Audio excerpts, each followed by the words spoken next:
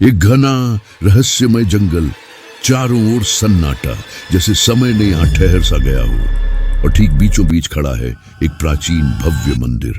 रात का अंधेरा गहराता जा रहा है। जंगल में मशालों की रोशनी टिमटिमा रही है, जैसे कि वो भी इस अद्भुत दृश्य का हिस्सा बनना चाहती हो। और मंदिर के आंगन में सैकड़ों लोग, जैसे कोई भव्य उत्सव मनाने का इरादा कर रहे हों, इकट्ठा हैं। डमरू और नगाड़ों की गूंज सुनाई दे रही है, जैसे धरती के गूढ़ रहस्यों को जगा रही हो।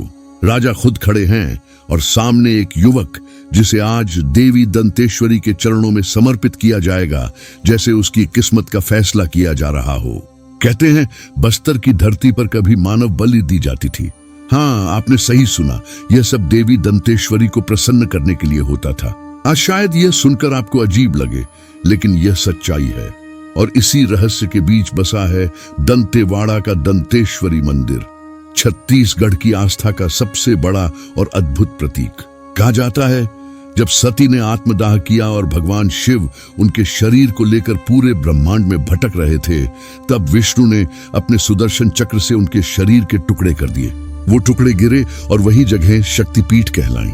दंतेवाड़ा में सती के दांत डांट गिरे थे, इसीलिए इसे दंतेश्वरी कहा जाने लगा, मतलब दांतों वाली देवी। क्या कमाल का नाम है ना?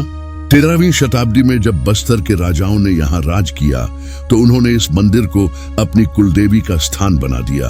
राजा मानते थे कि उनकी शक्ति, उनका राजपाट, सब कुछ देवी दंतेश्वरी की कृपा से ही चलता है। हर राजा को यहाँ आकर पूजा करनी पड़ती थी।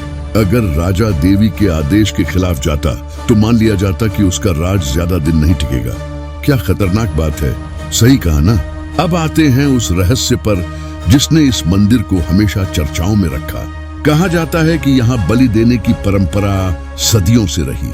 आम दिनों में बकरा, भैंसा और मुर्गा चढ़ाया जाता था, लेकिन संकट के समय जब अकाल पड़ता, महामारी फैलती या दुश्मन हमला करते, तो राजा और पुजारी मिलकर कहते, देवी को मनुष्य की बलि चाहिए। क्या हालात थे सोचिए। ऐसे मौकों पर कोई कैदी, कोई अपराधी या कभी कभी वो व्यक्ति जो खुद स्वेच्छा से बलि के लिए तैयार हो जाए, चुना जाता। भीड़ इकट्ठा होती, नगाड़े बजते और फिर उस व्यक्ति का जीवन देवी को अर्पित कर दिया जाता। ब्रिटिश दौर के अफसरों ने भी अपनी रिपोर्टों में लिखा है कि बस्तर दशहरे और दंतेश्वरी मंदिर से मानव बलि जुड़ी थी। हालांकि 19वीं और 20वीं सदी में यह प्रथा पूरी तरह खत्म कर दी गई।